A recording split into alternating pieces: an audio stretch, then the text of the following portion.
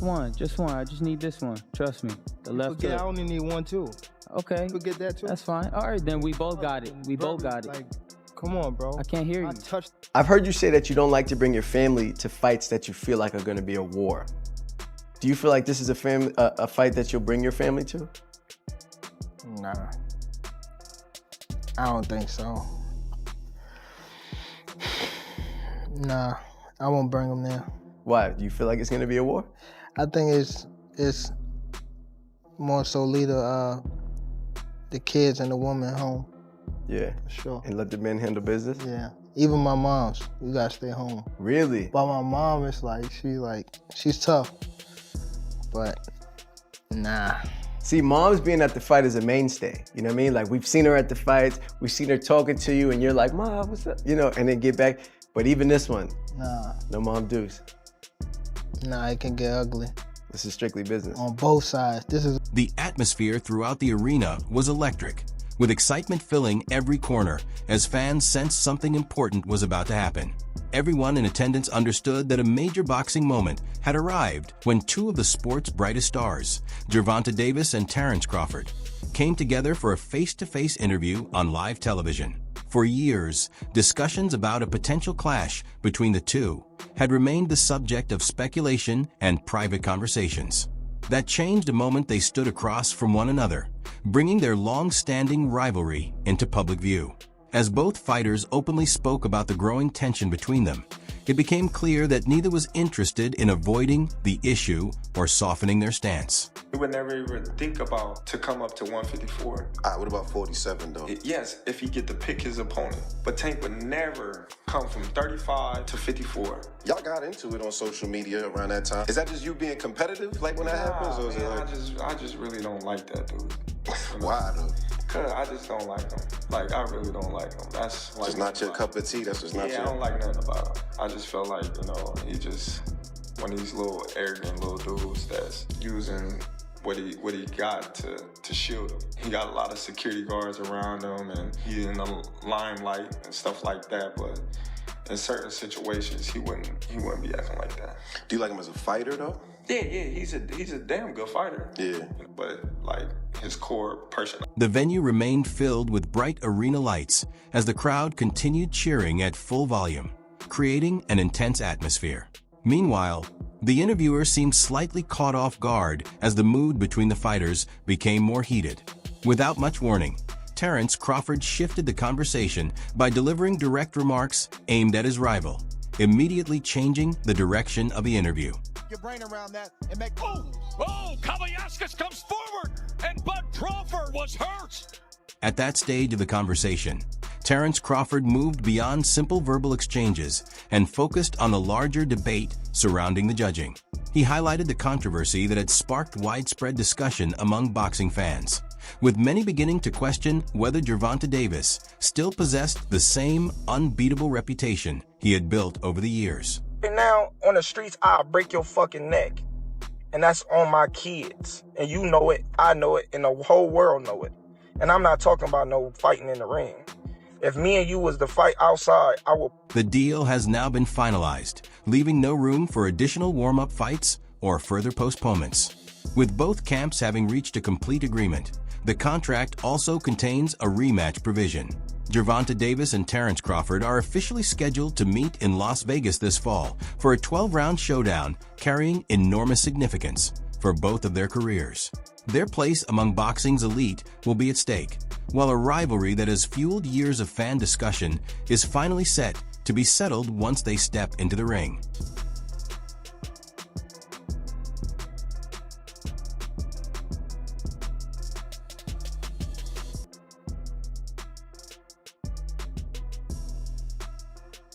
For several months, Gervonta Davis had been sending subtle but confident messages, indicating that he believed moving up in weight would not slow him down. He consistently hinted that even the top names in the 147-pound division would be unable to stop him if they ever shared the ring. What you and Terence Crawford look. 147? I tapped that chin. You know he going to sleep. I already know. I already know he he ain't is. got no chin. I already know he is. He said no chance. I got round 5. When asked if you were to fight Terence Crawford at welterweight, how do you think the matchup would unfold? Gervonta Davis answered without any hesitation, expressing complete faith in his abilities. He explained that he would enter the contest with the same confidence that has defined his career, even referring to maintaining his position at the top of the sport. Davis went on to predict that the fight would end by knockout, stating that Crawford would not be able to absorb his punches. He reinforced that prediction by repeating his belief that Crawford would be stopped, making it clear he had no doubts about how he expected the bout to finish. Possible at a catch weight? There ain't no catch weight. You come up to 47. You're not even entertaining a catch weight. No, I'm not. He's a champ though too, undefeated. And what champ? Come on, man, tell me what belt. You know boxing? You forgot Devin Haney is undisputed. Devin Haney got all the belts. He the champ. Nobody else the champ. I'm gonna come up here where the big boys at. All right, I'll welcome him. Whenever interviewers mentioned Gervonta Davis, Terence Crawford never avoided the topic. Instead, he consistently took the opportunity to share his honest perspective, making his thoughts on a possible showdown with Davis clear every time the matchup was discussed.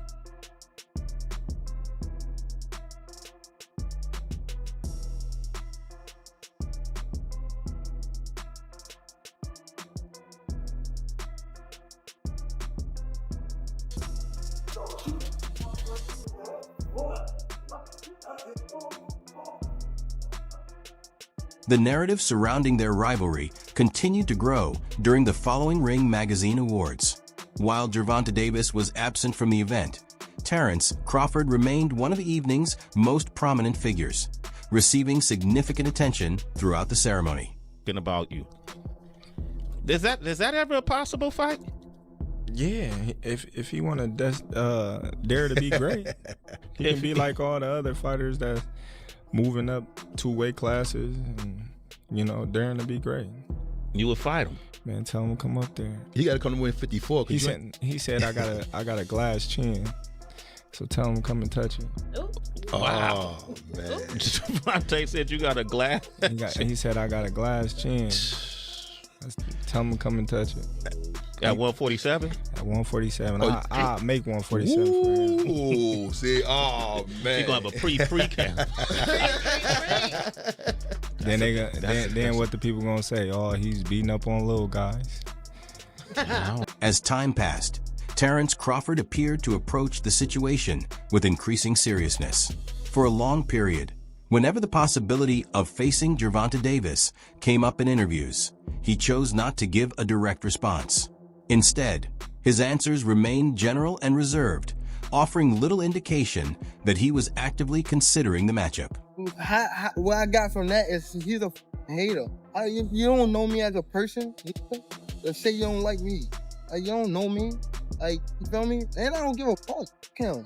If everybody in the Queen win, win. Fuck. Same question for you. By this stage, the focus was no longer on proving a point or earning validation. Instead, the conversation had evolved into testing Gervonta Davis under pressure and questioning where he truly stood among the sport's top fighters. Kind of crazy trash talk with Gervonta and Terence Crawford recently. And one of the things that I've always kind of noticed is most of the discussions behind closed doors have officially begun, and the momentum surrounding the situation is building rapidly. Interest in a potential clash between Terence Crawford and Gervonta Davis continues to grow, with fans and the boxing world paying closer attention as speculation intensifies. The anticipation surrounding the proposed matchup has led many to compare its potential impact to some of the biggest crossover spectacles in combat sports, including the blockbuster event between Floyd Mayweather and Conor McGregor. As conversations continue to gain traction, the idea of a fight of that magnitude is beginning to appear more believable than ever. The kid wanted an autograph. I signed his phone for him and told him, "You'll be world champion someday, and I'll be your promoter." Years later, he was working with some people from our team because our team is huge. We got guys in DC, Baltimore, Philly, New York, all around. He won a few fights. I think he was like 8 or 9-0. I told him, in under 24 months, you'll be world champion. Made the right moves, put him in the right position. He's a multi-millionaire now. Absolutely. He was a kid that couldn't even buy a bus ticket. In simple terms, Very few individuals have a deeper understanding of Gervonta Davis's fighting style than Floyd Mayweather. Having played a significant role in Davis's growth as a boxer, Mayweather contributed to refining his skills, improving his overall technique, and helping him develop many of the fundamentals that shaped his success, serving as a guiding influence throughout much of his journey in the sport. Don't know that what Floyd do. He said. So you feel like it was a sub, like he was subbing you, like he was going at me. He was going at me, and I knew for sure he was going at me. That's why I went at him. There's no reason for me to go at Floyd. Yeah, that's what I was thinking. Cause I feel like y'all got, I would say love and hate, but it's been like the last interview you showed them love. This week it was whatever. But is that sometimes like, you know, is it just like big bro, little bro seeing things different, or what is it to you? No, Floyd don't never. He felt as though I'm at that point where as though I passed him. And I'm doing it at a young age. Wait, like when Floyd was 29, you'll see, bro. Yeah. That deal that I'm talking about. Yeah. Oh, that's a part of it. Deal, he don't know about that yet. But that's bigger than his deal. Damn. Wow. And I'm just releasing it. Exclusive. That's exclusive. Bigger than Floyd deal? Yeah. Ain't no cap, nigga. That's a lot of bread. Away from the public eye, the relationship was reportedly more complicated than it seemed. According to reports, Gervonta Davis grew increasingly frustrated with the level of attention Floyd Mayweather continued to receive, believing that Mayweather frequently remained the center of focus and dominated much of the spotlight surrounding Davis's career. Hearing an issue between Floyd and Gervonta before Gervonta fought Pedraza. And the issue I heard was that Floyd didn't want Gervonta to stay in Baltimore because he felt there was too many distractions for him in Baltimore, and he wanted to stay in Vegas. And the story I was told at that time was that Floyd gave Gervonta one of his penthouses or one of his apartments in the Palms Hotel, and he said, "This is your apartment. I'll furnish it for you." He got him a Jeep. At the time, Gervonta was not a world champion. He got him like a Jeep, a 4x4. You know, he basically said, "I'll make it comfortable for you. I don't want you to go to Baltimore. I want you to stay here. I don't think Baltimore is the place for you," you know? And what I was told was Gervonta sold all the furniture, sold the Jeep, and went back to Baltimore and bought a Benz. You know, that's what I was. For real? That's what I was told. At the same time, Floyd Mayweather reportedly became increasingly concerned about the recurring issues involving Gervonta Davis outside the ring. From his point of view, those situations risked damaging the reputation and public image of the boxing brand that had been closely connected to Davis's rise and that Mayweather had worked to establish. Nobody. I feel like my skills is way better than like Floyd. Like if I'm on my game. Nah, I'll take that. Right hand in hand. But skill-wise, nobody on TV that's fighting right now had more skills. Over time, the strain between the two sides escalated beyond simple disagreements and developed into a major falling out. Differences involving contractual matters, financial terms, and control over key career decisions became more noticeable, placing increasing pressure on their professional relationship. Ultimately, Gervonta Davis chose to separate from Floyd Mayweather's promotional organization and announced the split publicly.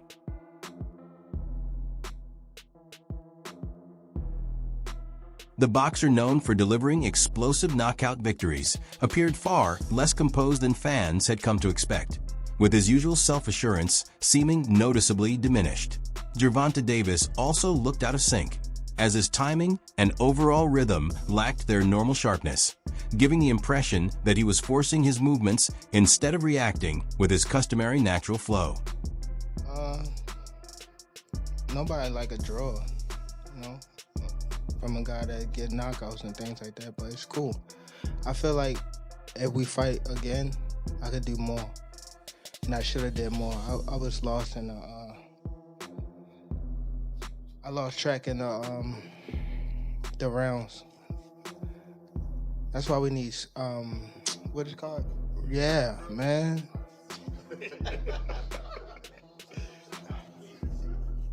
I didn't know what round it was. Facts. Tank Eric Blum from DailyMail.com. First off, your coach just said, can you confirm, did you get your hair done 2 days before the fight? Yeah. I ran water over it today, but I must ain't do it enough. Can you describe what the feeling was like in the ring? And was it to get the towel out, to get the burn out of your eyes, or what was going on? And I didn't want to get caught. I didn't want to get caught while my eyes was burning. And you know, like, you can get knocked out like that. So I'd rather take the knee than, you know. But I didn't really know that you can, like, get disqualified for all that. Or, like, when you start counting, I'm like, what the hell? But I don't know. It's cool. Do you want that rematch next? And if so, how likely it is that we're to see that fight happen again this year? I'm not sure, bro. I'm definitely not sure. But hopefully we could get it before... Nah, it probably won't be this year. Is that the one you want next? It's definitely the one I want next, but it's not gonna be next. What is? You might see it in a minute. You definitely might see it in a minute. The fight entered its closing stages. It was clear that the momentum had started to shift. Roach steadily took control over the final rounds, finishing the contest as the stronger fighter. In the end, the draw left many questions, as it did not come across as a clear or convincing outcome. Instead, it gave the impression of preserving the rivalry rather than delivering a decisive resolution. To get the victory over a spectacular fighter. I told y'all from the beginning, man, that I got the skills to pay the bills. I've been telling y'all that. And I'm just glad I got to show it, honestly. I'm glad I got to show it.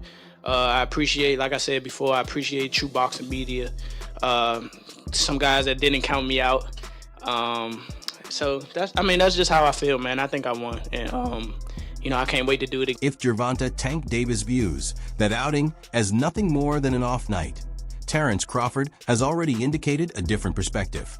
He appears to believe the performance exposed areas that can be exploited, and he has made it clear that he intends to capitalize on any weakness he identifies if the opportunity arises. What I like about Tank is Tank brings something different. Back in the days, everybody had something. Muhammad Ali was a mover boxer, George was a puncher, Ernest Shavers was a puncher. Everybody had something they brought to the table. Larry Holmes had a jab. Mike Weaver had overhand right. You know what I'm saying? Everybody has something. That division now is full, and Tank having to be the knockout guy of the division. Mm-hmm. He the one with the main knockout power. Garcia has it too, but Tank got that real knockout power that, like, if Tank hit one of them clean, usually they gonna have a problem. Mm-hmm. So it's like, I like Tank. Every now and then, I think when he knows he can beat somebody, he probably don't lock in as hard, but I think when they bring challenges, he locks in. Yeah, he fights to the level of competition. Yes, he was doing that a lot. And he got to be careful of that. 2 fights ago, he was really doing that. You feel me? So you got to be careful of that, because if you come in and think somebody is not at your level and you underestimate them, it can get you beat. So that's the only thing I think you got to be careful of. This goes well beyond an ordinary return to the ring. It has the potential to become one of the most important moments of his career. Defeat in a fight of this magnitude would mean more than simply adding another loss to his record. It could significantly influence the way his career is remembered. Opportunities for major payday bouts could become more limited, and the long-standing image of him as an unstoppable force would likely begin to fade. A knockout artist that has conducted themselves so poorly, because, like, in terms of not wanting to, like, he's moving like he shook of some of these fights. He's scared to lose in his home crowd, doesn't want to lose in front of his people, blah, blah. These are his words. Tank himself has said he's afraid to lose, he's this and that.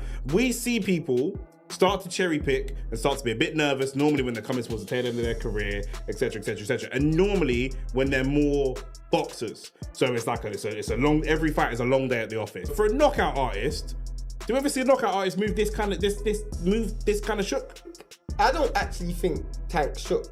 He just has a very inaccurate perception of reality. But he's moving shook. That's why they say he's shook, but he's moving shook. He won't win on points, but let Tank win on points. So let Tank get dropped a couple of times and come up like a performance that looks a bit stinky.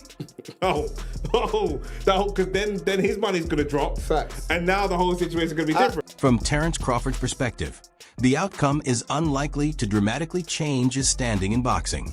He already holds advantages in terms of physical size, experience, and career achievements. As a result, a victory over Gervonta Tank Davis would probably be seen by many as the expected result instead of a career-defining accomplishment. Beating on anybody 154, 160. But not 68. Nah, Benavidez is. Canelo. Yeah. Oh, Canelo. I think he's a smart fighter. He doesn't rely on his power. Crawford ain't a fighter who just relies on his power. And then Canelo, when he's fought Belenga, then fought Ryder, Munguia. It's even. I think it'd be a 50-50 fight if Crawford fought Canelo. From Terence Crawford's point of view, accepting the fight comes with considerable risk. While the matchup promises substantial financial opportunities and worldwide attention, one mistake inside the ring could outweigh many of the potential rewards and have a lasting impact on his career. Please look up the definition of boxing, the martial arts of boxing, and then come back with your opinion. Because boxing is not all about knocking somebody out. Yes, that's part of it. That can happen, but boxing is a sport where you can outpoint somebody too. That's why they go to the scorecard. I appreciate that take, bro. That's real educated, man, real thoughtful. But you ain't had a decision win in a long time, bro. You known for like being a great finisher. So I appreciate that. But that ain't how you moving though. Right. Follow for more. This contest presents a classic clash of boxing styles. Gervonta Davis relies on devastating punching power, sharp bursts of offense, and constant forward pressure to break down his opponents. He is at his most effective when he confidently cuts off the ring, controls the distance, and forces exchanges that play to his greatest strengths. Now I got to make sure my hands is right, because I don't dumb him down with punches. I let him do it. You know what I'm saying? And he get to a point, you all right? You all right? Yeah. Nigga, work. I just feel sorry for them guys that really push the button. That wraps up today's analysis. If you enjoyed this breakdown, be sure to leave a like, subscribe to the channel for more boxing content, and enable notifications so you never miss future updates. We'd also love to hear your opinion, so drop your thoughts in the comments below. Thanks for watching, and we'll see you in the next video.